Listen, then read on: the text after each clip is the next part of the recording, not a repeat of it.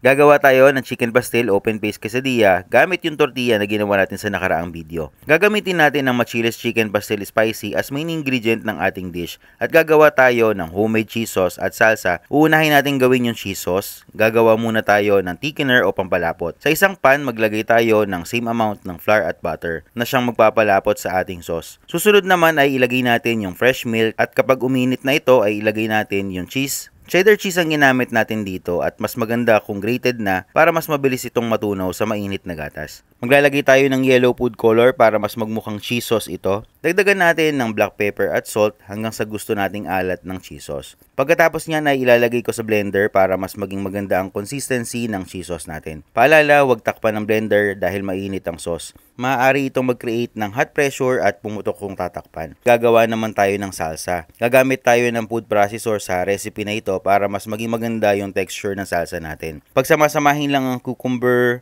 tomatoes, red onion, garlic, red bell pepper, salt, pepper at olive oil sa food processor tapos i-process ito hanggang sa maging parang puree na ang consistency. Ngayon naman i-assemble natin ang ating quesadilla. Ilagay natin sa tortilla ang Machiles chicken pastel spicy. Ito ang magdadala sa ating quesadilla. Sunod naman ilagay natin ang tomatoes, cucumber, bell pepper at ang sauté mushroom. Ayan, ready na ang ating chicken pastel open paste quesadilla.